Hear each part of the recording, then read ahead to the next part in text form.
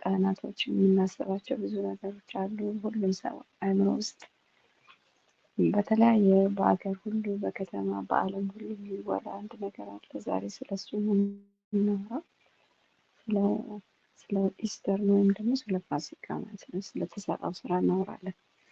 ክብር ለጌታ ይሁን። አሜን። ጌታ መልካም አምላክ ነው። አንዳንድ ጊዜ ብዙ ልንላቸው ማለት ብዙ አክቲቪቲዎች እናደርጋለን፣ ብዙ እንትኖች እናደርጋለን እና ግን ዋናው ምንድን ነው የተደረገው፣ ምንድን ነው ለእኔ የሆነው፣ ምንድን ነው የተፈጸመው የሚለውን ነገር ብዙ ጊዜ አናስተውለውም። በተለይ በፋሲካ በተለያየ ቦታ ቀን ይጾማል፣ በዓል ይደረጋል፣ ካላንደር ይዘጋልናል፣ እረፍት እናገኛለን፣ ሴሌብሬት እናደርጋለን። ግን ምንድን ነው ያን ጊዜ ሆነው አምጥተን ደግሞ ለእኛ ምንድን ነው የተደረገው ብለን የምናስብበትን እድል ብዙ ጊዜ የለንም። ወይም ደግሞ ሰዎች እኔንም ጨምሮላችንም ይሄ ምንድን ነበር የተደረገው እና ያ የተደረገውን ነገር ወደ ራሳችን አምጥተን ብዙ ጊዜ እንትን አንለውም እና ዛሬ ጌታ ቢረዳን ኢሳያስ 53ን ዛሬ ጀስት እንጀምረው እና በቤታችን ግን ወይም ደግሞ እነዚህን ቀናቶች የሚቀጥለውን ወር እዛ ውስጥ እየታጨቀውን ፓክት የሆነውን የእግዚአብሔርን የማዳን ስራ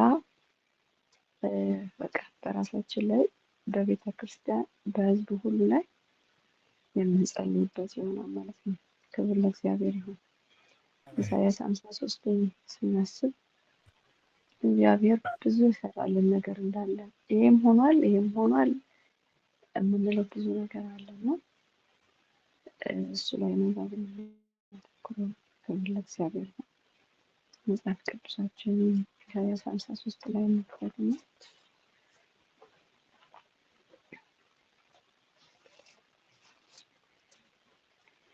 እንደዚህ ይላል። የሰማነውን ነገር ማን አምኗል? የእግዚአብሔርም ክንድ ለማን ተገልጧል? በፊቱ እንደ ቡቃያ ከደረቅ መሬት እንደ ሳር አድጎ መልክም ውበትም የለውም። ባየነው ጊዜ እንወደው ዘንድ ደምግባት የለውም። የተናቀ ከሰውም የተጠላ የሕማም ሰው ደዌ የሚያውቅ ነው። ሰውም ፊቱን የሚሰውርበት የተናቀ ነው፣ እኛ ግን አላከበርነውም።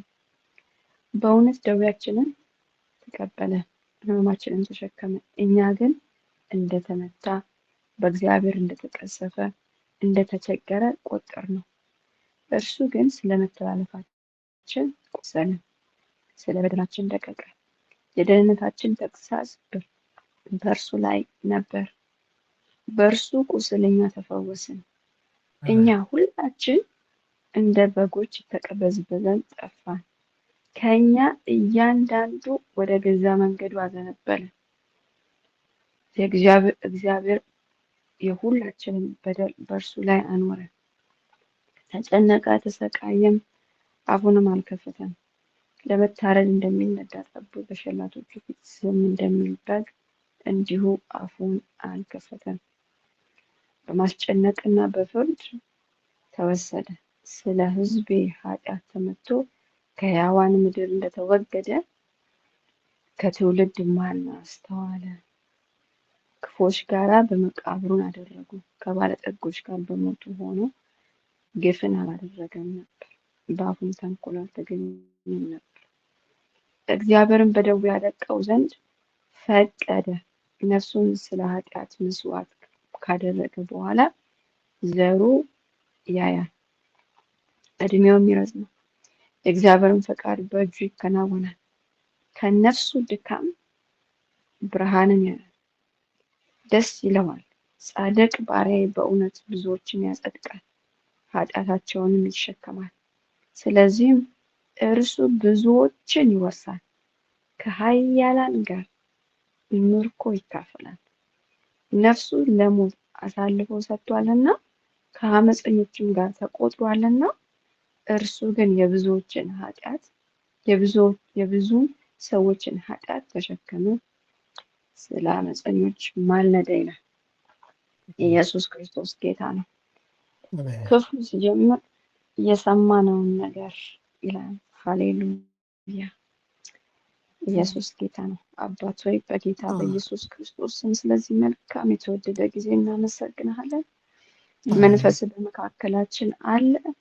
እግዚአብሔር አባት ሆይ የኢሳያስ 53ን ውስጠኛውን የተሰራውን ስራ ዛሬ እግዚአብሔር ሆይ እንድትከፍተው ቁልፉ ያለው መንፈስ ቅዱስ በአንተ እጅ ስለሆነ የተደረገው የተከናወነው የተፈጸመው ነገር ዛሬ ጌታ ሆይ ለእኛ ብቻ ሳይሆን በዓለም ላለ ሕዝብ ሁሉ የሚገለጥ ቃል እንደተናገረ የሰማነውን ነገር ማናመማል የእግዚአብሔርም ክንድ ለማን ተገልጧል ብሎ እንዳለ ዛሬ ለሰሚዎች ሁሉ የእምነትን መንፈስ እንድትሰጥ እግዚአብሔር አባቶ ክንድህ የተገለጠው ልጅህ የተገለጠው ሁሉ ማወቅ የሚችልበትን እንዲደርስ በኢየሱስ ክርስቶስ ስም እንጸልያለን። እኛም ለዳንን ለገባን እግዚአብሔር አባት ወደ መንግስት ገብተናል ለምን በዚህ ምድር ጌታ ሆይ እንዲከናወንልን እንዲሳካልን እግዚአብሔር ሆይ ለነፍስ ለስጋ ለአይምሮ ለሁሉ ፈውስ እንዲሆን ጌታ መንፈስ ቅዱስ ሆይ ኢየሱስ ክርስቶስ የሰራውን ዛሬ ከፍተህ እንድትሰጠን እንድትገልጥልን እያንዳንዳችን ላይ ጌታ ሆይ ይህ መንፈስ እንዲያገኘን ይሄም ሆኖልናል ብለን የራሳችን እንድናደርገው በጌታ በኢየሱስ ክርስቶስ ስም እንጸልያለን። እግዚአብሔር ሆይ እናመሰግናለን። ክብር ሁሉ ለአንተ ይሁን በጌታ በኢየሱስ ክርስቶስ ስም አሜን። ሲጀምር ኢሳያስ የጀመረው ሁለት ጥያቄን እየጠየቀ ነው። ማን አመነ የሚልና ለማን ተገለጠ የሚል ማለት ማን አመነ ለማን ተገለጠ ጥያቄዎች ናቸው። ኢየሱስ ክርስቶስ ጌታ ነው። ኢሳያስ ምንድነው እያለ ያለው? የሰማነውን ነገር ማን አምኗል? የተገለጠውን የተነገረውን ቃል ማን አምኗል? ወይም ደግሞ የታወጀውን የሰማነውን ሪፖርት ሆኖ የመጣውን ማን ነው ያመነው ብሎ ይጠይቃል። ለምንድን ነው ይሄንን የጠየቀው? ከስር አሁን ከዚህ በኋላ እስከ 12 ድረስ የምናየውን ነገር እውነትም አይታመንም። ስለዚህ ይህንን ጥያቄ ሲጠይቅ ማን አምኗል ሲል ለካ የተደረገው ነገር የማይታመን ሆኖ ነው ያገኘው። ሁለተኛ የእግዚአብሔር ክንድ ለማን ተገልጧል የሚል ጥያቄ ደግሞ ድጋሚ አብሮ ይጠይቃል ማለት ነው። ኢየሱስ ክርስቶስ ጌታ ነው። የተነገረ ነገር አለ፣ የሰማነው ነገር አለ። ኢሳያስ ሁሉንም በመገረም ነው የሚጠይቀው ማለት ለሁሉም አሁን እኔም ሳወራ ለምትሰሙኝ ሁሉ የትም ቦታ ላሉ ሰዎች አሁንም በዚህ ምድር ላይ ላለን ሰዎች በቃ ማን ያመነው ነው ጥያቄው። ጾም ጸሎት እየተደረገ ነው። ለተለያየ ሃይማኖት ክልል ውስጥ በተለያየ ነገር ጾማል። ሰው አርብ ስቅለትን ለማክበር ከዛ ፋሲካን ሰለብሬት ለማድረግ ብዙ ሰው እየተዘጋጀ ነው። ግን ሪፖርት ነበረ፣ የተነገረ ነገር ነበረ። ሲመጣ መሲሁ ጋር እንደዚህ ይሆናል የተባለውን ነገር ማን ነው ያመነው? እሱ ብቻ ሳይሆን የእግዚአብሔር ክንድስ ለማን ተገልጧል ይላል። ኢየሱስ ክርስቶስ ጌታ ነው። ይሄንን ነገር በሮሜ ምዕራፍ 10 ላይ የመልካሙን የምስራች የሚያወሩ እግሮቻቸው እንዴት ያማሩ ናቸው ተብሎ እንደተጻፈ ካልተላኩ እንዴት ይሰብካሉ? ነገር ግን ሁሉ ለምስራች ቃል አልታዘዙም። ኢሳይያስ ጌታ ሆይ ምስክርነታችንን ማን አመነ ብሏልና፣ እንግዲህ እምነት ከመስማት ነው፣ መስማትን በእግዚአብሔር ቃል ነው ይላል። ኢየሱስ ክርስቶስ ጌታ ነው። ለካ ሪፖርቱን የተነገረውን ነገር ያልታመነበት ምክንያት ከዚህ የተነሳ ነው። አንደኛ ወይ አልሰሙም፣ ሁለተኛ ነገር ደግሞ የሰሙትን ነገር የምስራች ቃል ወይም ደግሞ የሰሙትን ነገር አልታዘዙም። ነገር ግን ለምስራቹ ቃል አልታዘዙም ብሎ ስለሚለን ከዛ ግን ኢሳያስ ምስክራችን ማን አመነ ብሏል። ለምን? እንግዲህ እምነት ከመስማት ነው። የተነገረውን ነገር በእምነት ስላልሰማ ነው ወይም ደግሞ በእምነት ስላልተቀበሉ ማመን የሚባለው ነገር አልመጣም። ማመን የሚቻለው በእግዚአብሔር ቃል ነው። ኢየሱስ ክርስቶስ ጌታ ነው። ይህንን ጳውሎስ ሲነግረን በዛ ዘመን ብዙ ሰዎች ማለት ስለመሲሁ መልእክቱ ሁሉ ስለመሲሁ ነው። ይሄን በተነገረ ሮሜ ላይ ማለት ነው መጥቶ አድርጎት ፈጽሞት የሄደውን ነገር ሁሉ በየቦታው ሲነገር ሲሰበክ ለዚህ ቃል መልስ ያልሰጡበትን ሪዝን ሲናገር ነው እንግዲህ ይህንን እየጠቀሰው ማለት ነው። ስለዚህ የእግዚአብሔር ቃል በዚህ ዘመንም እዛም በነበሩት በኢሳያስም ዘመን አንድ ጥያቄ ነው። የተነገረውን ቃል መልእክታችንን ማን አምኗል የሚል ቃል ነው። ክብር ለጌታ ይሁን። የእግዚአብሔርን እቅድ ለማመን እነዚህን አሁን ሁለት ጥያቄዎችን በቃ የእግዚአብሔርን እንትን የተነገረውን መልእክት ማን አምኗል፣ ከእንደገና ደግሞ የእግዚአብሔርን ኃይል ለማን ተገልጧል የሚል ጥያቄ ነው። እንግዲህ ይሄ ቀጥሎ ያለውን ክርስቶስ የፈጸመውን ያደረገውን ወይም ደግሞ መሲሁ ይመጣል ተብሎ የተነገረውን መልእክት ያመኑበትን ወይም ደግሞ ያላመኑበትን ሪዝን እናየዋለን ማለት ነው። ክብር ለእግዚአብሔር ይሁን። እግዚአብሔር ባልተጠበቀ መንገድ ማለት የእግዚአብሔር ክንድ ለማን ተገልጧል ሲል እኮ ማለት በእነ ሙሴም ተገልጧል፣ በዛም ማለት አይተውታል እግዚአብሔርን ክንድ። ስለዚህ የእግዚአብሔር ክንድ ለማን ተገልጧል ብሎ ይሄ የመቤዠትን ስራ በክርስቶስ ውስጥ የተቀመጠውን የማዳንን ስራ ለማን የተገለጠው? ይሄንን ነው ጥያቄ እየጠየቀ ያለው ማለት ነው። ይሄንን ጥያቄ ለምን ጠየቀ? ምክንያቱም እኛ ሰዎች ስለሆንን በእኛ ጥበብ ነው ሚዛን የምናደርገው። እኛ ጥበብ እዛም የነበሩ ሰዎች በክርስቶስ ዘመን የነበሩት የሃይማኖት መሪዎች በእነሱ ሚዛን በተነገረው ነገር መሲህ ሲባል እንዴት እንደሆነ ስለውት ስለነበረ ማለት የጠበቁት ከሆነ ከትልልቅ ቦታ ስለነበረ ያንን የእግዚአብሔርን ክንድ ናቁት። ለምን? በራሳቸው ሚዛን ውስጥ ስለነበር የራሳቸውን ጥበብ ላይ ሲያዩት ነው ይሄ አይደለም አሉ። ስለዚህ የእግዚአብሔር ኃይል እንደዚህ በደከመ እንደዚህ አይነት ነገር ይገለጣል ብሎ ማንም አልጠበቀም። አእምሯችን ያንን አይነግረንም። የእግዚአብሔር ኃይል በእሳት ዳመና በቃ በተለያየ ነገር የሚገለጥ አድርገን ስላስቀመጥ ነው ማለት ነው። ስለዚህ ማዳኑ ሲመጣ ባልተጠበቀ መንገድ ስለመጣ የሰማነውን ነገር ማን አምኗል? የእግዚአብሔር ክንድ ለማን ተገልጧል ብሎ የእግዚአብሔር ቃል ይህንን ጥያቄ ይጠይቃል ማለት ነው። አንደኛ የሰማነውን ነገር ካለ የተነገረ ነገር የወጣ ቃል እሱን ይነግረናል። የእግዚአብሔር ክንድ ደግሞ ሲል በተግባር የመጣውን በመቀበል እነሱ ጋር እንደውም እንጂ በሚነኩት በሚዳስሱት መንገድ የመጣውን የማያጠራጥር የእግዚአብሔርን እቅድ በቃ ያላመኑበትን ሪዝን ቀጥሎ እናየዋለን ማለት ነው። የእግዚአብሔርን ቃል በጣም በቃ ይሄ በጣም ሰፊ ነው፣ ግን ባለችን ሰዓት ዝም ብለን ጥቅሷን እናነብና ይሄ ማለት ይችላል ብለን ብቻ እያለን እንሄዳለን።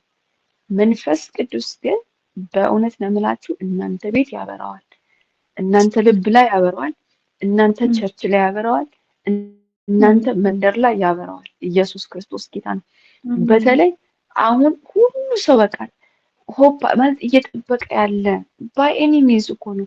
ለማረፍም ይሁን ሰዎች ለመገናኘትም አንቺ እረፍታለን አርብና ቅዳሜ እሑድ እያልን በምንናገርበት በዚህ ቀናቶች እግዚአብሔር ይሄንን በቃ አንሎክ ያድርገው ይክፈተው ለሁሉ ለሰዎች ሁሉ እንዲደርስ ሆኖ ማለት ነው። ክብር ለእግዚአብሔር ይሁን። ስለዚህ ዘሩ እንደሚበዛ በቃ የትንሿ ብርሃን እየሰፋች እንደምትሄድ በማመን ነው ዛሬ ይህንን ቃል የምንካፈለው ማለት ነው። ይህንን አምኜ ነው የምካፈለው። ስለዚህ የእግዚአብሔር ቃል ይህንን ጥያቄ በመጠየቅ የሰማነውን ማናመነ የእግዚአብሔር ክንድ ለማን ተገለጠ? ምክንያቱም ቅድም እንዳልኳችሁ የእግዚአብሔርን ሀሳብ የእግዚአብሔርን ክንድ ከፍጥረታዊ ሰው እኛ ፍጥረታዊ ሰው ሲመዝነው ይሄ ሞኝነት ነው አለ። በቃ መሲሁ እንደዚህ ሆኖ ደቆ ምናምን ሆኖ እንዴት ይመጣል ብለው ሲመዝኑት አይሆንም።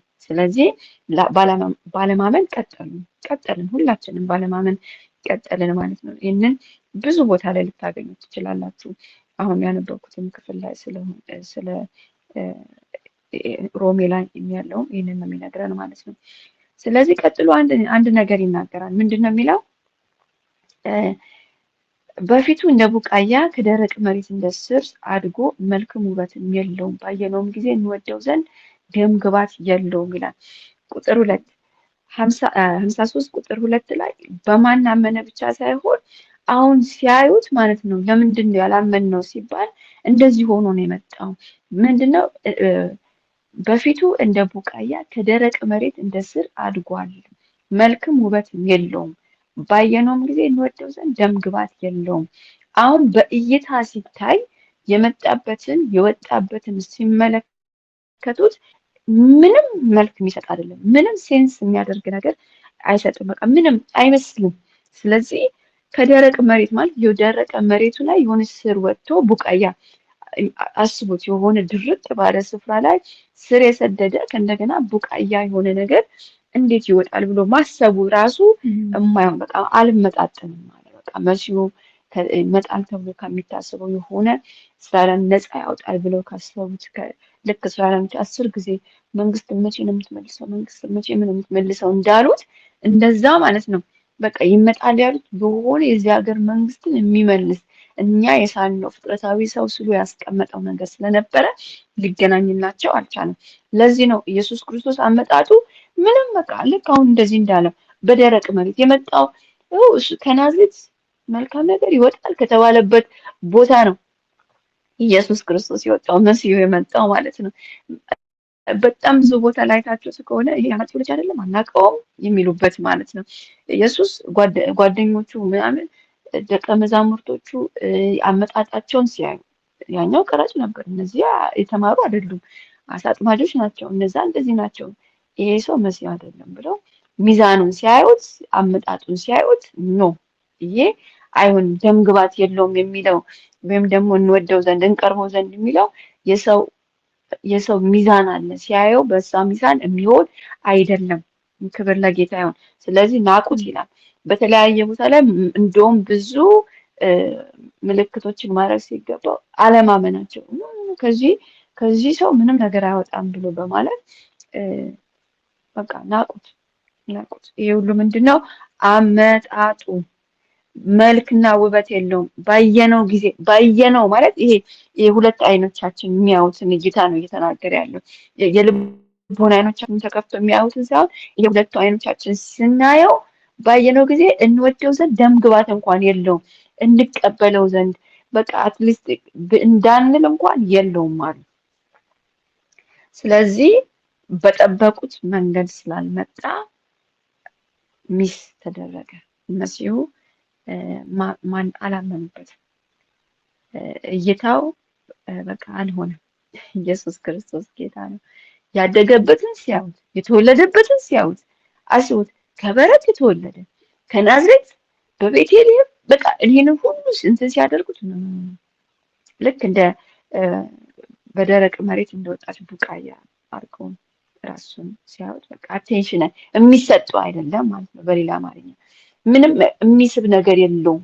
የእኛን አቴንሽን የሚስብ ነገር የለውም የሚል እሳቤ ነው ያለው። ወደ ቁጥር 3 እንሂድ። ቁጥር 3 ላይ ደግሞ ባየነው እንድንወደው ዘንድ ግባት የለውም ብለን የተናቀ ከሰውም የተጠላ የሕማም ሰው ደዌ የሚያውቅ ነው፣ ሰውም ፊቱን የሚሰውርበት የተናቀ ነው ማለት በቃ አጠቃላይ ሲታይ ለዓይናችን ምንም እኮ አይስብም። በቃ ምንም የሕማም ሰው ማለት የተናቀ ከሰው የተጠላ የሕማም ሰው ደዌ የሚያውቅ። ስለዚህ እኛ ደግሞ ስናየው ነው ብለን እኛም አላከበርነው በእንደዚህ አይነት መንገድ ስለመጣ።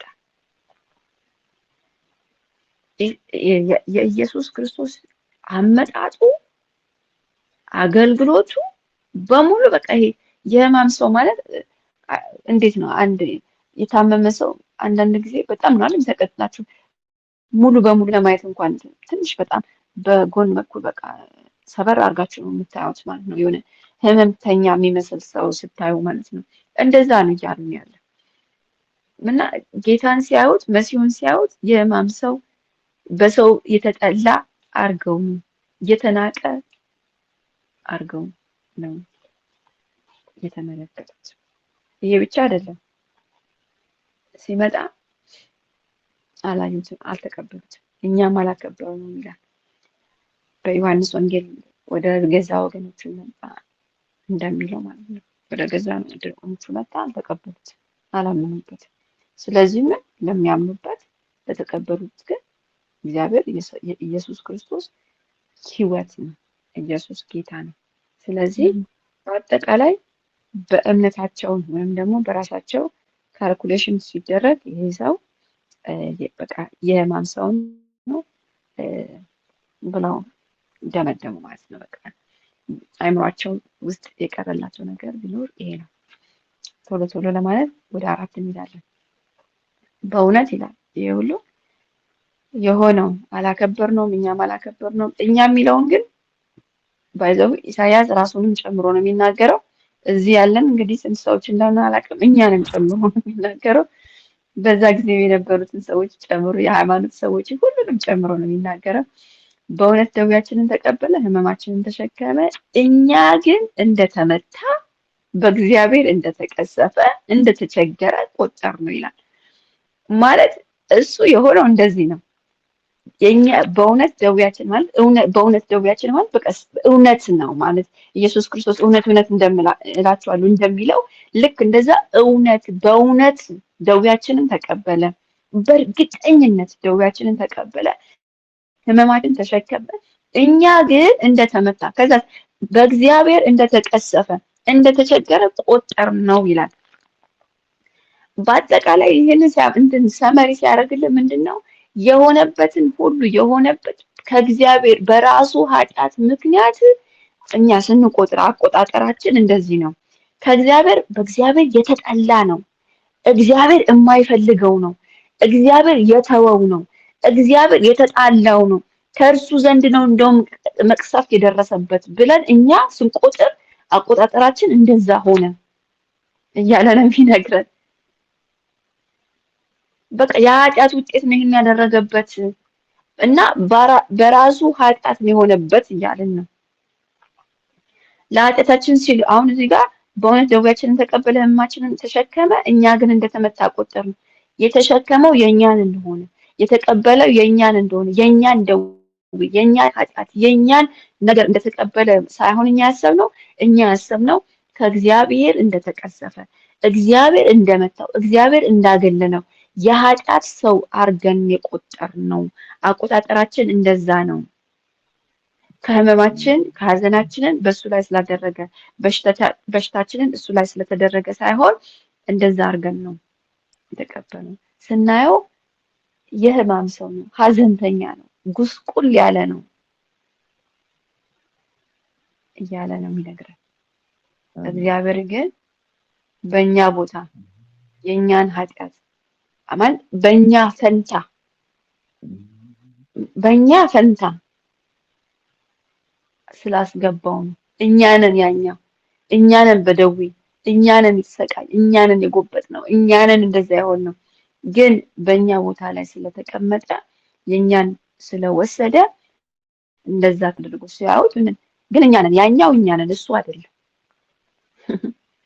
ኢየሱስ ክርስቶስ ጌታ ነው። ክብር ለጌታ ነው። ስለዚህ በእንደዚህ አይነት መንገድ ነው ደዌያችንን ተቀበለ፣ ህመማችንን ተሸከመ ሲለን ሀዘናችንን በሽታችንን ጨምሮ በእኛ ስም ላይ የነበረውን ነገር ሁሉ እኛ ላይ የነበረውን ነገር ሁሉ ይሄንን ስንል ፕሊዝ ስለ ነብዩ ብቻ ነብዩ ስለተናገሩ ስለ መሲሁ ብቻ አይደለም። አሁን ልክ ይኸውላችሁ በእውነት ደዌያችንን ተቀበለ ካለን በእውነት ደዌን ተቀብሏል ማለት ነው። ይሄኛውን ወር በእውነት ስለ ፈውስ እንጸልያለን። እግዚአብሔር ይረዳናል። ትዳሮች ይፈውሳሉ፣ ሰዎች ይፈውሳሉ፣ እኛ እንፈውሳለን፣ አይምሮ ይፈውሳል፣ መንፈስ ይፈውሳል፣ አገር ይፈውሳል። በዛ ሁሉ ላይ እንጸልያለን። ግን በእውነት ተቀብሎታል በሚል ማለት ነው። ማለት በቃ በእኔ ፈንታ ማለት ሰብስቲቲዩት ነው አይደል የሚለው እንግሊዝኛው። በቃ እኔ ወጥቼ እሱ ገባ ብለን እያሰብን ፈውስን እንዴት የተቀበልነው ፈውስ ማጽደቅ የምንችለው በእኔ ቦታ ላይ ማን ሆኖ ነው ይሄ ነገር ይገባኛል እንኳን ማለት የምችለው ምን ስለተፈጸመ ነው? ስለወሰደው ነው። ስለወሰደው ደዌዎችንን ወሰደ ማለት የሁላችንም እሱ ላይ አኖረው። ተቀበለ ማለት ወሰደ እያለን ነው። ቀጥሎም በደንብ ነው የሚነግረን። ተሸከመ ማለት ጭነት አራገፍን እንደማለት ነው። ከአንዱ ወደ አንዱ እንደተራገፈ እኛ ላይ ሁሉ። ለዚህ ነው እኮ ሸክም የከበዳችሁ ሁሉ ወደ እኔ ኑ ሲል በቃ የከበዳችሁትን አስቀምጡ ልውሰደው እያለን ያለው እና በዚህ ወር ስንጸልይ ወይም ደግሞ አሁን ስንካፈል ይሄንን ቃል ለራሳችን በፍርሃት ለነበር ነው አለመቻላችንን፣ ሐዘናችንን እያንዳንዱን ነገር በቃ የትኛውን በመንፈሳዊ ክልል ላይ ጎብጠን የነበርንበትን ነገር ሁሉ ወሰደው፣ ተሸከመው፣ ተቀበለ። አምጡት እያለ ተቀበለ። እግዚአብሔርም አኖረው፣ እሱ ላይ አኖረ፣ እሱ ላይ ጨመረው፣ እሱ ጋር አደረገው። ከዛ በኋላ ቀጥሎ ያለው ነገር ሁሉ የሆነበት ይችኛዋ ነገር የኛ ደዌ፣ የኛ ኃጢአት፣ የኛ በደል እሱ ላይ ስለሆነ ነው። ይሄ ሁሉ ስለሆነ ቀጥሎ የቆሰለው፣ የጎበጠው፣ የተሰቃየው፣ አፉን ያልከፈተው ማለት በቃ ክራሽድ የተደረገው በሙሉ በዚህ አሁን በዚች ቃል ምክንያት ነው። የኛን ነገር ሁሉ ተሰብስቦ እሱ ላይ ስለሆነ ነው። ኢየሱስ ክርስቶስ ጌታ ነው። ስለዚህ የትኛውም ነገር ዲፕሬሽን ሲሆን ኖ ተቀብሎታል፣ ተሸክሞታል፣ ወስዶታል፣ እኔ ጋር የለም ብለን ልናውጅበት የምንችለውን ኃይል የምናገኘው የተማነውን ነገር ካመንን ነው። የእግዚአብሔር ክንድ ተገልጦልኛል ብለን ካለን እነዛ ሁለቱ ጥያቄዎች እኛ መልስ ከሰጠንባቸው ነው። ኢየሱስ ክርስቶስ ጌታ ነው። ስለዚህ ሐዘናችንን ወስዷል። በቃ እኔ ጥቅስ እየጠቀስኩ ብሄድ ደስ ይለኛል። በቃ መዝሙረ ዳዊት እዛና እዚህ እያልኩ ማለት ነው። ግን ነፍሱ እስኪጨነቅ ድረስ በጌተሰማኒ ያንን ያለው በቃ ተጨነቅኩ ያለው የኛ ሁሉ ነገር ተሰብስቦ እሱ ላይ ነበርና ነው። ክብር ለጌታ ይሁን። ስለዚህ ስለ ኢሞሽናችን አንዳንድ ጊዜ በእግዚአብሔር ድነን ማለት ወደ እግዚአብሔር መንግስት መግባት አግኝተናል፣ በቃ በጣም እርግጠኞች ነን እንደዳነን። ግን ኢሞሽናችን፣ አስተሳሰባችን፣ መንፈሳዊ ህይወታችን፣ ነፍሳችን፣ ስጋችን እነዚህ ሁሉ በሆነ ነገር ሲታመሙ በሆነ ነገር ስንያዝ እንዳለቀልን እንኳን አናስተውለውም። ይሄንን ስነግራችሁ ለእናንተ ብቻ ለራሴ ለነፍሴም ነው እየነገርኳት ያለው። ግን ጨርሶታል። በቃ እሱ ላይ እግዚአብሔር ወስዶ እሱ ላይ አርጉታል። የሰውን ሐዘን ሁሉ የሁላችን ልባችንን የሚሰብረውን ነገር ሁሉ ሰብስቦ እዛ ላይ አስቀምጦታል እና ለሁላችንም ይህንን ወስዷል ማለት ነው። ክብር ለጌታ ይሁን። እንዳይረዝምብኝ ሰፋ እንትን እያደረኩኝ ልሂድ ማለት ነው። 5 ላይ እንሂድ። እርሱ ግን ስለ መተላለፋችን ቆሰለ፣ ስለ በደላችንም ደቀቀ፣ የደህንነታችን ተግሣጽ በእርሱ ላይ ነበረ፣ በእርሱ ቁስል እኛ ተፈወስን ይላል። ክብር ለጌታ ይሁን። ይሄ ሁሉ ማለት ነው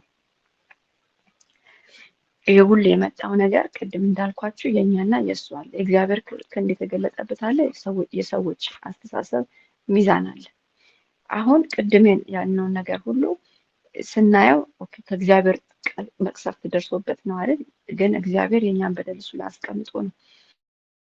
ከዛ በኋላ ተስፋ የሌለው ነገር ነው በቃ አለ። አሁን ሲመጣ እግዚአብሔር እንደዚህ ብሎ ነው የመጣው። እርሱ ግን ስለ መተላለፋችን ቆሰለ፣ ስለ በደላችንም ደቀቀ፣ የደህንነታችን ተግሣጽ በእርሱ ላይ ነበር። የደህንነታችን ተግሣጽ መዳን የሚባለው ነገር በእርሱ ላይ ነው። እኛ አልተቀበልነውም። ይሄ ሁሉ ሲሆን እኛ ስናየው እግዚአብሔር ሲያየው ክንድ የተገለጠ ይለናል። ከደረቅ መሬት ቡቃያ እያበበ ነው ይለናል። ምንም በማይመስል ተስፋ በሌለው ነገር ውስጥ መጣ፣ ተስፋ ሊሰጥ መጣ ይለናል። እኛ ግን ውይ ለማየት ደስ የማይል ነው አለ። ተስፋ የለውም ማለት ከዚህ ቦታ ላይ እንደዚህ አይነት ነገር አይወጣም ማለት የተናቀ ነው አለ። የህመም ሰው ነው አለ። ልናየው ደም ግባት የለውም ማለት እሱ ብቻ አይደለም እንደውም በእግዚአብሔር የተቀሰፈ ነው አለ። ያደረገው ነገር ሁሉ የሆነበት በራሱ ኃጢአት ነው ብለናል።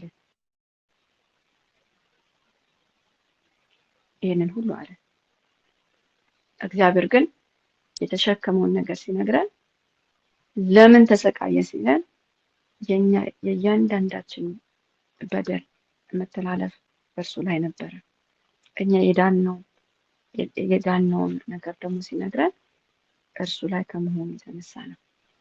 እርሱ ስለኛ መተላለፍ የቆሰለበትን እየነገረን ነው። ኢየሱስ ክርስቶስ ጌታ ነው።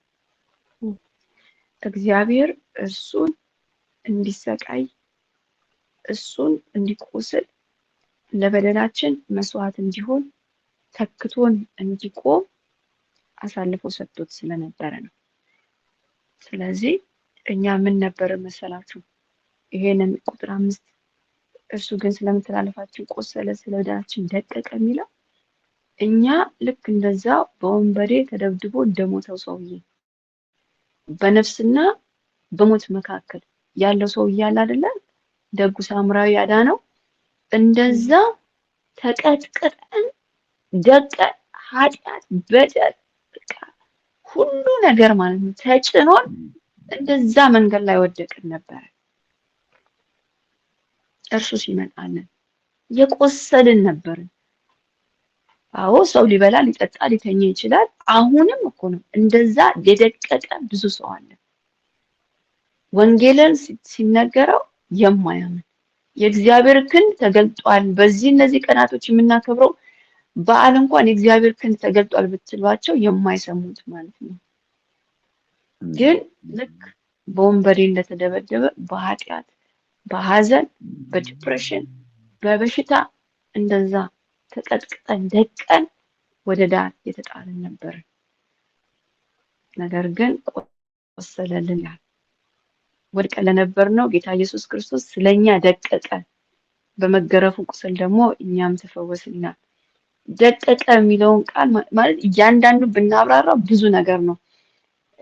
የ12 ቀን የሚታየውን ነገር ነው አሁን በ20 ደቂቃ የምነግራችሁ። ደቀቀ ማለት ወይን በዛ ጊዜ የነበረው ወይን ሲጨምቁ እንዴት ክራሽ እንደሚያደርጉት ጁሱ እንዲወጣ ወይኑ እንዴት እንደሚጨመቅ እንዴት እንደሚረገጥ ማለት በቃ ደቀቀ ያንን ነው የሚያመለክተው። ለምን ደቀቀ ካለ ስለ በደላችን ሰው ላይ ስለነበረው በደል እያንዳንዳችን ላይ ስለነበረው ያንን ሁሉ ቅጣት እሱ ላይ ተደረገ። በእርሱ ላይ በሆነው ቅጣት ምክንያት እርሱ ስለቆሰለ እሱ ስለደቀቀ እሱ እንደዛ አሁን አይምሯችሁ ላይ ወይን የሚለው ነገር ይመጣልባችሁ። ክረሽ ተደርጎ ከዛ የተነሳ እኛ ግን ተፈወሰን ይላል። ከመገረፉ ቁስል የተነሳ በቃ በዛ ምክንያት እኛ ተፈወስን ይላል። አንደኛ ጴጥሮስ 2:24-25 ላይ ያንን ነው የሚነግረን። ደግሞ ይነግረናል የእግዚአብሔር ፍቅር ልጁ ኢየሱስ ክርስቶስን እያደቀቀው ነው። በቃ ምንድነው ሲደቅ ምን ወጣ? ለኛ ፈውስ ወጣ። ሰፈር ሲያደርግ ምን ወጣ? ስቃዩ ለኛ ይቅርታን አመጣልን፣ ፈውስን አመጣልን። ኢየሱስ ክርስቶስ ጌታ ነው። አዳኝ ያስፈልገን ነበር። ልክ እንደዛ ቁጥር 6 ላይ ሄዳለሁ። ተጨነቀ፣ ተሰቃየ፣ አፉንም አልከፈተም። ለመታረድ እንደሚነዳ ጠቦት በሸላቶች ፊት ዝም አለ እንደሚል በግ እንዲሁ አፉን አልከፈተም ይላል። ብዙ ጊዜ አፉን አልከፈተም ምንም አልተናገረም ብለን የምናስበው። አፉን አልከፈተም የሚለው ቃል መናገር መብት አለው፣ ግን ያንን መብቱን አልተጠቀመም ነው። አለው መናገር ይችላል፣ ስለራሱ መናገር ይችላል። እንደዛ ተጨንቆ እንደዛ ተሰቃይቶ ያለበት እንደዛ ሲደቅ መናገር ይችል ነበር። እንደው አንዳንድ አስባችሁ አታውቁም? ስለናንተ ደቀቀ የማም ሰው ሆነ ምናምን ይሄንም ማድረገው ስለናንተ ነው እንኳን ብሎ መናገር ነበረበት ብላችሁ አታስቡ?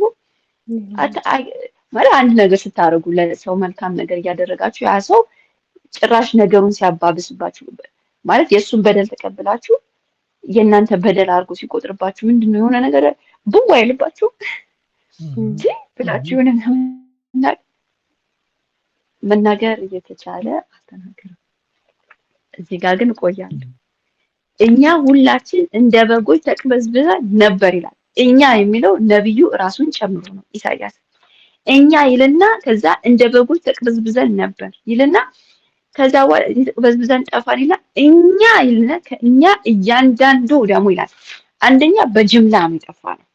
በጅምላ ነው የጠፋነው ሁላችን ብሎ ከዚህ የሚጎድል ማንም የለም። በቃ በዓለም ላይ ያለው 7 ይሁን አሁን 8 አላውቅም ቢሊዮን ህዝብ እንዳለ በአንድ ላይ ጠፋን ይላል። አንድም ሳይቀር ሁሉ ሰው እየተቅበዘበዘ ማለት። ከዛ ደግሞ ወደ እያንዳንዳችን አመጣ። ወደ እያንዳንዳችን ወደ መቅደላዊት ወደ ኤልሳ ወደ እያንዳንዳችን ደግሞ ሲያመጣ ምን አደረገው? እያንዳንዳችን ደግሞ የገዛ መንገድ ደግሞ አለን። አይገርማችሁ? የገዛ መንገድ ደግሞ ያሰመርነው መንገድ ደግሞ አለ የምንጠፋበት ማለት ነው። የምንጠፋበት የራሳችን ያዘጋጀነው መንገድ አለ። በእያንዳንዳችን ደግሞ የምንጠየቅበት አለ። መጀመሪያ ሁላችን ተብሎ አንድ ላይ ነው የተቅበዘበዝነው።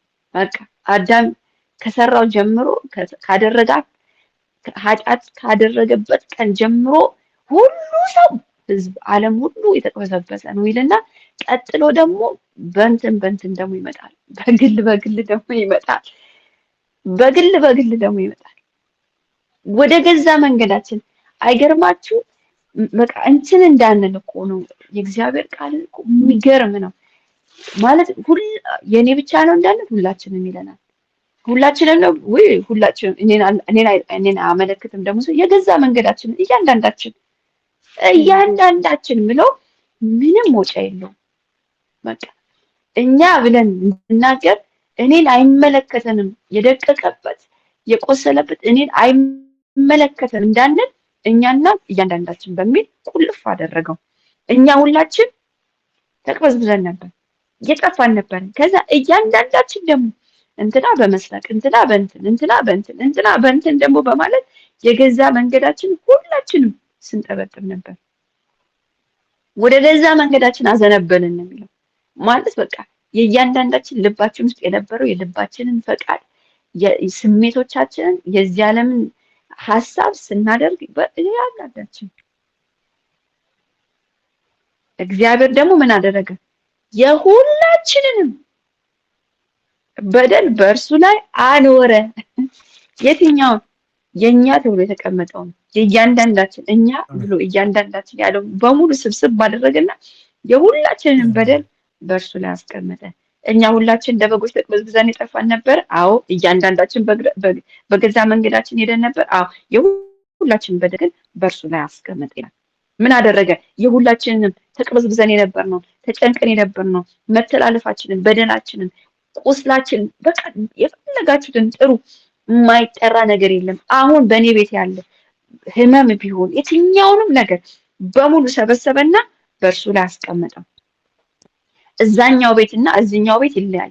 እናንተ ቤትና እኛ ቤት ይለያያል። እኔ ቤት የትዳር ፈውስ ሊሆን ይችላል የሚያስፈልገው፣ እዛኛው ቤት የስጋ ፈውስ ሊሆን ይችላል፣ እዛ ቤት የአእምሮ ፈውስ፣ የነፍስ ፈውስ፣ የስጋ ፈውስ፣ የትኛውም ያንን ሁሉ ሰበሰበና በገዛ ፈቃዳችን የሄድነው ነው። ጠቅልለን ደግሞ አድመን በአንድ ላይ በጅምላ የሄድነው ነው ሰበሰበና በእርሱ ላይ አስቀመጠ። ከዛ በኋላ ምንድን የሆነው? ያንን ሁሉ በእርሱ ላይ ጫነው። እግዚአብሔርን ያደረገው ለግላችን ብቻ አይደለም፣ በገዛ መንገዳችን የሚሄድነውን ብቻ አይደለም፣ እያንዳንዳችን ዓለም ላይ ያለው ህዝብ ሁሉ ያደረገውን በሙሉ የሃይማኖት ሰዎች እናንተንም እያላቸው ነው። መቅደሱን እያስተዳደሩ ያሉት እናንተንም እያላቸው ነው። አዳኝ ያስፈልጋቸዋል እያላቸው ነው። 40 ቀን የምትጾሙትም እናንተ ያስፈልጋቸዋል እያላቸው ነው። ለሁላችንም ኢሳያስ እናንተ ሁላችሁ ወይም እናንተ ሁላችንም እኛ ሁላችንም እያለ የተቅበዘበዝንበትን እየነገረን ነው። ኢየሱስ ክርስቶስ ጌታ ነው። ለዛ ነው እኮ በቃ ኢሳያስ 6 ላይ አይ ቲንክ የእግዚአብሔር ክብር ሲገለጥ ኢሳያስ የተናገረው ምንድነው? ማለት የእግዚአብሔር ክብር የእግዚአብሔር ክንድ ብላችሁ የእግዚአብሔር ክብር ሲገለጥ አንድ ነገር ነው። ራሱን አየው ወይኔ አለ ከንፈራቸው ከንፈር ይረክሷል። ከእንደገና ደግሞ ከንፈሮቻቸው በረከሱ መካከል ተቀምጫለሁ። ምንም ንጹህ ነገር አልታየውም። ይሄ ሁላችንም እንደዛ ነበርን። በቃ ይሄን የሆነ ኢየሱስ ክርስቶስ ጌታ ነው። ከዛ ግን ምን ሆነ ብለን ነው በቃ ኦኬ እኛ እንደዛ ነበር። ምንድን የሆነው? የሁላችንን በደል እሱ ያስቀመጠው አንድ ሰው መክፈል ነበረበት። ኢየሱስ ክርስቶስ ጌታ ነው። እግዚአብሔር ለኃጢአታችን የሰራነውን ነገር በሙሉ በሱ ላይ አድርጎ እሱ የኛ ጽድቃችን ሆነ። ሃሌሉያ። ስንፍናችንን፣ ትምክህተኝነታችንን ማለት በቃ ጥቃቅን ነው የምንለውን ነገር ስንፍና፣ ስድብ፣ ሐሜት እነዚህ ነገር ሁሉ የገዛ መንገዳችን በሐሜት ስንጠበጥብ የነበረው በስንፍና ስንጠበጥብ ሁሉንም ሰበሰበና እሱ ጋር አስቀምጠው። ከዛ ሮሜ ላይ መጣና ማንም በክርስቶስ የሆነ ኮንደምኔሽን ወይም ደግሞ ምንድነው በቃ የሁላችንንም እሱ ላይ ስላስቀመጠ አሁን እንደዚህ ናቸው ብሎ የሚከሰን የለም። ኩነኔ የለባቸውም። ይሄ ነው ቃሉ። እንደው ኩነኔ የሚባል ነገር እንዳይኖርብን ያደረገው የሁላችንም ሰብስቦ እሱ ላይ ስላስቀመጠ ነው።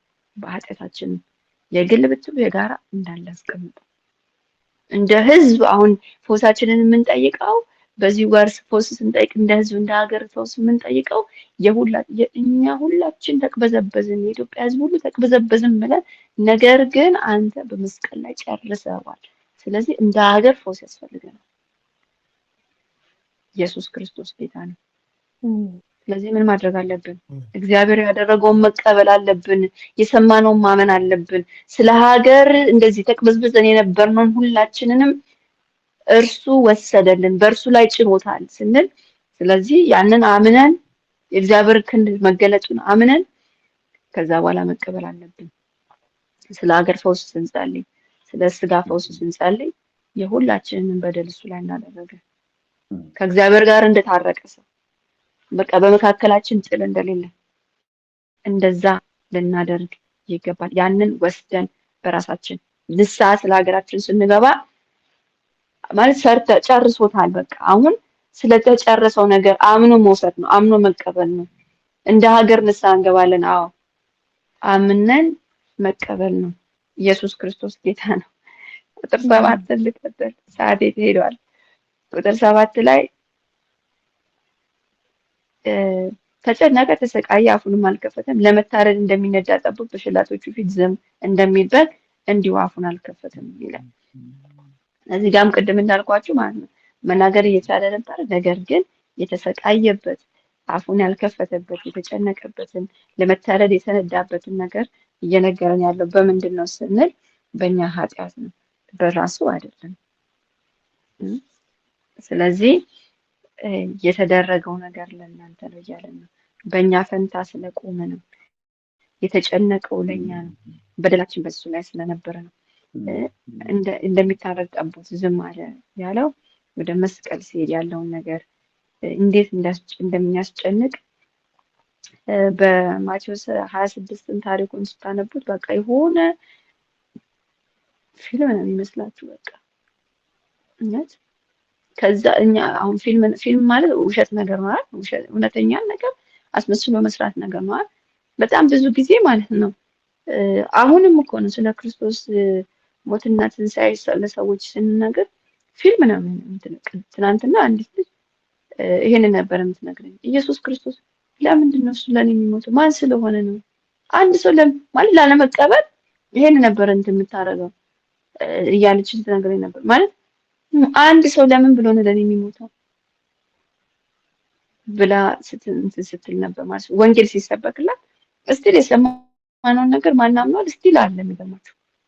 ስለዚህ ይሄን ነገር ሁሉ እሱ ላይ ተደርጓል። የክርስቶስን ስራ ለማመን በቃ ቁጥር መጀመሪያው ላይ እውነት በቃ አሁን ያለውን ትውልድ አይቶት ነው፣ አሁን እኛን አይቶት ነው ሁሉ እስከምትሉ ድረስ ማናመነ በጣም ነው የሚገርማችሁ። ለማን ተገለጠ? በጣም ነው የሚገርማችሁ። ኢየሱስ ክርስቶስ ጌታ ነው እና ማቴዎስ 26ን 25 ስታዩት ሙሉን ስታዩት በቃ ድራማ ነው የሚመስላችሁ። በቃ እያንዳንዱን ነገር የሄደውን ስታዩ ያዙት፣ እንደዚህ ያሉት፣ እንደዚህ አልተናገረም፣ አልከፈተም፣ ጸጥ አለ ምናምን ሲለን ስቃዩን ሲነግረን እሱ የእግዚአብሔር ልጅ በመታዘዝ ሲሄድ እኛ ግን በቃ በመታዘዝ ስራውን ጨረሰልን። የእግዚአብሔርን ሀሳብ አከናውኖ አለፈ። ወደሚቀጥለው 8 ላይ በማስጨነቅ በፍርድ ተወገደ፣ ስለ ሕዝቤ ኃጢአት ተመትቶ ከሕያዋን ምድር እንደተወገደ ከትውልዱ ማን አስተዋለ? ከትውልዱ ማን አስተዋለ? የመጀመሪያውን ጥያቄም ደግሞ እየጠየቀን ነው። ይሄንን ነገር ማን ነው ያስተዋለው እያለ ነው። ማለት በማስጨነቅና በፍርድ ተወሰደ፣ በፍርድ ተወሰደ፣ ስለ ሕዝቤ ኃጢአት ተመቷል። እንግዲህ አስቡት፣ አሁንም እየነገረን ያለ ደግሞ የሚነግረን ስለ ሕዝብ ስለ ሁላችንም የተደረገ ነገር እንደሆነ ከሕያዋን ምድር እንደተወገደ ከቶፍ እንደሆነ እየነገረን ነው። ተወሰደ የሚለው ነገር ተወሰደ እያስጨነቁ ሕግ ፊት እንዴት አድርገው እንዳቆሙ ታይታቸዋል። ከኛ የተነሳ ማለት ተሳለቁበት የሚል በቃ እኔ 26 እንድታነቡ መክራቸዋለሁ። ይሄንን ከዚህ ጋር በደንብ ስለሚያያይዝልን ተጨነቀ፣ ለፍርድ ተወገደ፣ ተወሰደ ሲባል ማለት ነው። ጲላጦስ ደጋግሞ ይህ ሰው ጻድቅ ነው፣ ነፃ ነው ሲል በአንድ ላይ ነው፣ ህዝብ በአንድ ላይ ነው ይገደል ያሉት እና ምክንያት ምስክር እንደውም ፍርድ እኮ በቃ አካሄድ እንኳን ያልነበረው ምስክር ፈልገው አጡ፣ የሚመሰክርበት ነገር አጡ። መጨረሻ ላይ ግን እሱም ከእግዚአብሔር ጋር ራሱን አስተካክሏል ብለው በዛች ይዘው እንትን አደረጉት እና ተቆረጠ፣ ተወሰደ እና ኢየሱስ ክርስቶስ ጌታ ነው። ይሄ ሁሉ ፍርድ እርሱ ላይ ነበረ። እሱ ግን አባቱ የሚያደርጉትን አያውቁም እና ይል ነበር። የዚህ ዓለም ገዢዎች ነው ማለት የዚህ ዓለም ገዢዎች ይሄንን ጥበብ ስላልተገለጠ ለዚህ ዓለም በዚህ ዓለም ጥበብ ስንመዝነው አላወቅንም። የእግዚአብሔር ክብር እንደሆነ አልናውቅም ነበር። ትውልዱ የሚለን እንደ ጲላጦስ ማለት ትውልዱ ያን ይመርጥ የነበረው በርናባን ነው። በቃ በርባን ይሻል እና እግዚአብሔር ቃል ግን እየነገረን ያለው የተወሰደው ከሕያዋን መንደር የተቋረጠው ለእኛ እንደሆነ ይነግረናል። ማለት በቃ ተቋረጠ። እኛ ከዛኛው ተቋርጦ እኛ ያለንበት ሙት የነበርንበት ነገር ውስጥ ገባ። እኛ እኮ በኃጢአታችን ሙት የነበርን በጨለማ የምንጓዝ ስለ ሕዝብ ኃጢአት ብሎ ይለናል እግዚአብሔር ቃል። ስለ ሕዝብ ኃጢአት ብሎ መልአክን አላከም። ኢሳያስ እየነገረን ያለው ስለ መልአክም አይደለም፣ ደግሞ የተላከው መልአክ አይደለም። አንዱ መሲሁ የመጣው ለኛ ነው ይለናል። ኢየሱስ ክርስቶስ ጌታ ነው። ኢየሱስ በሰራው ኃጢአት ሳይሆን እኛ በሰራነው ኃጢአት ከዚህ ተወገደ ይለናል። ከክፎች ጋራ 9 የሚለን እሱን ነው። ከክፎች ጋራ ተሰቀለ፣ ከባለጠጎች ጋር ሞቱን አደረገ እያለ ይሄን ሁሉ ብናብራራው ደስ ይለኛል። ግን በቃ ኢየሱስ ክርስቶስ ጌታ ነው። ግን መጨረሻው ምንድነው? አሁንም ማናመነ ለማን ተገለጠ የሚል ነው ጥያቄው። በዚህ ዘመን ላለነው ነገር አዎ ማመን አምነናል፣ ግን የተሰራው ስራ ለኛ ተገልጧል ወይ? ቁጥር 9 እንደዛ ነው። ቁጥር 10 ላይ እግዚአብሔር በደቀው ዘንድ በፈቀደ እነሱን ስለ ኃጢአት መስዋዕት ካደረገ በኋላ ዘሩን ያያል፣ እድሜውም ይረዝማል፣ እግዚአብሔር ፈቃድ በእጁ ይከናወናል። ክብር ለጌታ ይሁን። እግዚአብሔር ደዌን ሁሉ በደዌ ያደቀው ዘንድ እነሱ እንደዚህ ያደረገበት ምክንያት የክርስቶስ መሞት ብቻ ሳይሆን እያንዳንዷ ነገር ለኛ ምልክት ስለሆነ ነው። ኢየሱስ ጌታ ነው። እኔ ብቻ ነው የሚሰማኝ?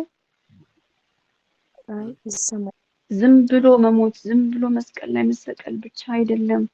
የክርስቶስ የሞቱን ጣር እንድናየው ነው። በቃ ኢሳያስ 53 ጣሩን ያየን ደዌ ሲል የኔ ደዌ እያለን አደቀቀው ሲል ለኔን የደቀቀው ብለን ያንን ወስደን ራሳችን ነፃ እንድንሆን እሱ ደቆ እኛም ደቀን አይሆንም።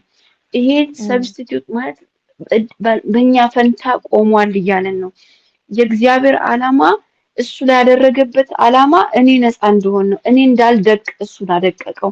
እኔ እንድፈወስ እሱን ተገረፈ። እሱ ያን ሁሉ አሳልፎ ሰጠው። ስለዚህ ያንን ነገር እንድንኖረው ይፈልጋል። የተሰራልን ስራ አለ። ግን ደግሞ እኛም ደግሞ ያለቀው ስራ ላይ እኛም እየተሰቃየን ነው። ይሄ ሁሉ አሁን 53ን የምናነበው ነገር እንትን የምንለው በህይወታችን ላይ እንዲታተም ነው። በቃ የተደረገ ነገር አለ እና እዚህ ጋር ዘሩ ያያል የሚለው ለኛ በእኛ ህይወት ላይ ማየት ፈልጓል። ያንን ውጤቱ ዘር ማለት የተዘራ አንድ ነገር እሱ የደቀቀበትን የኛ ፈውስ፣ የኛ ሰላም፣ የኛ እረፍት፣ የኛ መከናወን ማየት ይፈልጋል።